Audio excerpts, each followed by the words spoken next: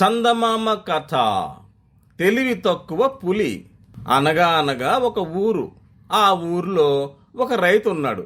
అతను ఒక రోజున తన ఎద్దులను తోలుకుపోయి పొలం దున్నుకుంటూ ఉండగా ఒక పులొచ్చి అతనిని పలకరించి అంతా క్షేమమా అని కుశల ప్రశ్నలు వేసింది. ఆ రైతు దైవకృప వల్ల తను క్షేమమేనని చెప్పాడు. పులి మళ్ళీ ఇలా అంది, నువ్వు క్షేమంగా ఉన్నందుకు నాకు చాలా సంతోషం. ఇప్పుడు నీ 2 ఎద్దులను తినమని దేవుడు నన్ను పంపాడు. దేవుడు ఎలా చెబితే నువ్వు అలా చేస్తావు గనక నీ ఎద్దులను 2 విప్పేసి నాకు ఆహారంగా ఇవ్వు అంది ఆ పులి. పులి అలా అనేసరికి రైతుకు తగని భయం వేసింది. ఏమి చేయడమా అని ఆలోచించసాగాడు. అలా ఆలోచించగా ఆ రైతుకి ఒక ఆలోచన తట్టింది. పులిమామ, నువ్వు చెప్పింది ఎంత మాత్రం న్యాయం కాదు. ఏ దేవుడైతే నిన్ను నా ఎద్దులని తినమని పంపాడంటున్నావో ఆ దేవుడే నన్ను ఈ ఎద్దుల సహాయంతో భూమిని దున్నుకొని జీవించమన్నాడు. కనుక నువ్వు నీ ఆహారం కోసం ఇంకెక్కడన్నా ప్రయత్నించు అన్నాడు. కానీ పులి అందుకు ఒప్పుకోలేదు. అదేం వీలు పడదు.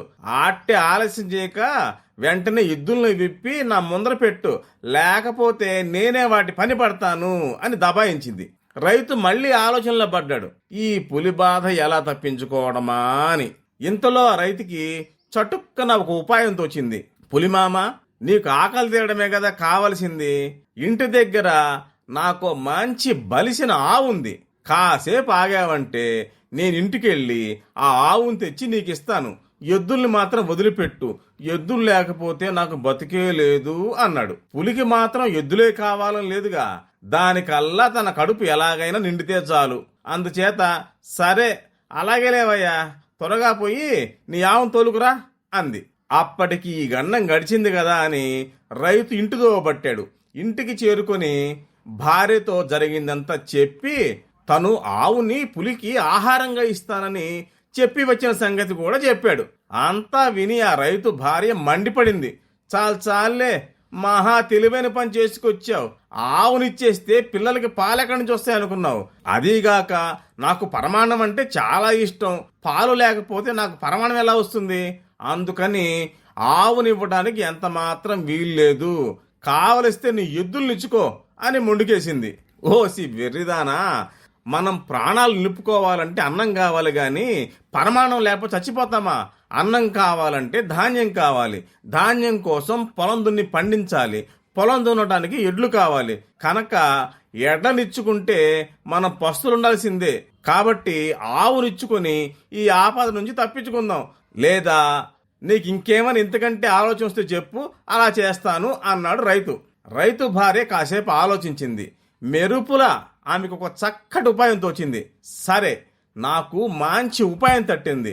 దానివల్ల మనం ఎద్దుల్ని వదులుకోకర్లేదు, ఆవుని వదులుకోకర్లేదు.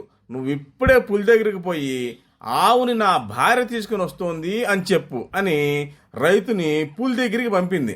సరేనని రైతు పులి దగ్గరికి వచ్చి, ఇంటికి వెళ్లి అన్ని ఏర్పాట్లు చేసుకుని వచ్చాను. నా భార్య ఆవుకి పూజ చేసి ఇప్పుడే తెస్తుంది, కొంచెం ఆగు అని చెప్పాడు. సరేనంది పులి. ఇంతలో రైతు భార్య చీర బిగించి కట్టి ఒక గుర్రం మీద ఎక్కి అక్కడికి వచ్చింది. వస్తూనే పులి వైపు చూస్తూ, అబ్బా, ఇందాక నుంచి ఎదుగుతున్నాను, 3వ పులి ఎక్కడ దొరుకుతుందా అని. నా అదృష్టం కొద్దీ ఈ పులి దొరికింది. ఇవాళ్టికి నాకు ఈ పులితో పూర్తిగా కడుపు నిండుతుంది అని బిగ్గరగా అరిచింది. ఆ మాటలు చెవిని పడగానే పులి వెనక్కి తిరిగి చూడకుండా ఒకటే పరుగు లంకించుకుంది. రైతు తన భార్య పనిన యుక్తికి సంతోషించాడు. మళ్ళీ ఆ పులి ఆ ఛాయలకు రానేలేదు.